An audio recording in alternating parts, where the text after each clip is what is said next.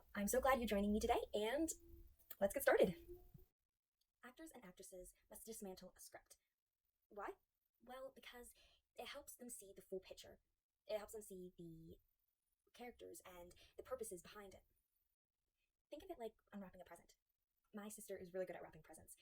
She takes the gift and puts Walmart bags over it and ties those, and then she puts that inside a box, or she'll shrink wrap that and duct tape it and do all kinds of stuff and then top it off with some wrapping paper. We call it seaworthiness. All this to say is that there's so much to a story, and understanding those different parts, we can unwrap or take off those layers to get to the heart of a story and to get to the heart of a character. This is why actors and actresses read through the whole script. They can see the whole picture, and once they see the whole picture, well, then they can begin dicing up the character by asking questions like, what does he or she look like? Where do they live, or where do they work? What do they like, or what do they find disgusting? All these questions are basic facts about a character. In Brantley Collins' Getting into Character, 7 Secrets a Novelist Can Learn from Actors, these questions are in the Level A category. Level B, then, takes those questions and makes them more specific. In Level C, we reach the so what question. Collins explains that once we ask more and more questions, then eventually we will reach a so what question. Level C asks questions such as, what was your childhood like? And why? Why? And once more, why? You see, this is where we reach the inner values and beliefs. But what if the script doesn't give you any background story? What if you don't know if your character had a happy or sad childhood? Well, here comes the fun part. As an actor or actress, you get to make that part up. However, it is key that your character's background story matches up with who they are today. For instance, say your character role was someone who was sassy. You would ask them, well, why are you so sassy?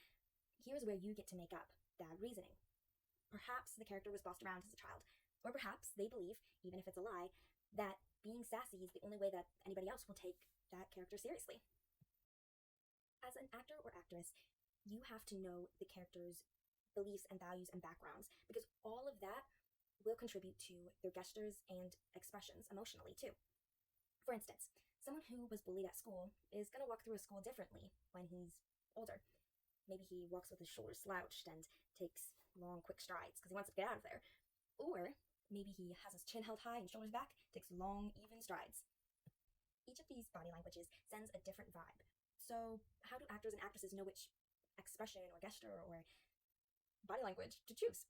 Well, it depends on the inside of the character, on their inner values, their beliefs, whether that be a lie or if that be true, the desire and passion within the character.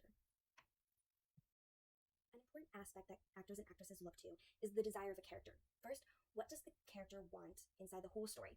And then, what does the character want in each of these scenes individually? Say your character just wants to relax and be alone.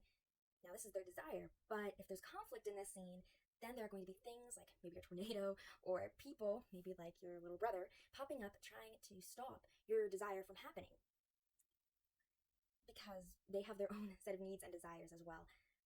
The thing is does that annoy you, character? And if it does, how are you as an actor or actress going to express that annoyance?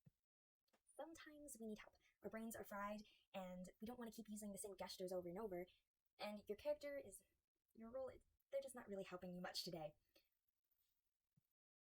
Something I like to use is called the Emotion Thesaurus, a writer's guide to character expressions. I know this book is technically for authors, but both actors and actresses and authors, they all have to get into a character. So check it out. It works pretty well. Another way to look for gestures and expressions is through your own experience. Now, say if you're playing a character that was a robber, hopefully you have never stolen before and you're going to want to keep it that way. But you can take feelings that are related to a robber, or maybe you were stolen from. And it doesn't have to be an object. Somebody could have stolen your time, your trust, or your words. Everybody has a way they carry themselves, and that speaks an impression even if we've never met them before. The goal of an actor or actress is to be so invested into their character that the audience feels the way that they're feeling. To get those feelings across, the performer and the audience must both be invested in the character. Now, for an audience to be invested into a character, they have to have empathy for that character, and it helps if they understand why a scene is happening. You may be thinking, Michaela, what do you mean they should know why a scene is happening? Shouldn't scenes build suspense and be unpredictable?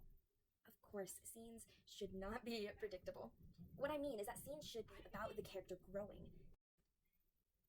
A story is not events happening to a certain character, but a certain character that is being formed through a course of events. So the audience should know why another battle is happening. They should know why the character is taking another nap, or why the antagonist is so evil. I'm not saying give a background dump on your audience and then show the story, but I am saying that there needs to be clues or some sort of events that happens early in the story where the audience can feel empathy with that character. This all can happen with a good storyline and good acting.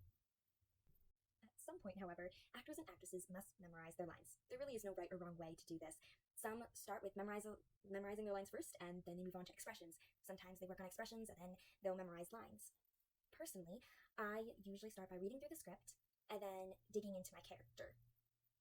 I will memorize using gestures, tones, singing, repeating, even accents that my character might not even have. It just drills those words into my mind. I also look into the mirror to see if my expressions are the right ones I want to get across.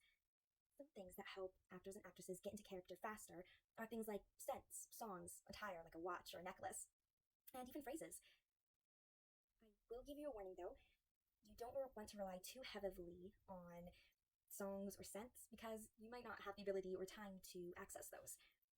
However, you might be able to kind of run that song in your head, kind of like you do with phrases.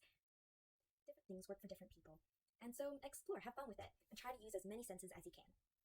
In conclusion, let me leave you with one more question to ask your character. What does he or she think about God? You see, what we think about God, whether it's true or not true, directs our feelings, our words, our actions, our gestures, our expressions.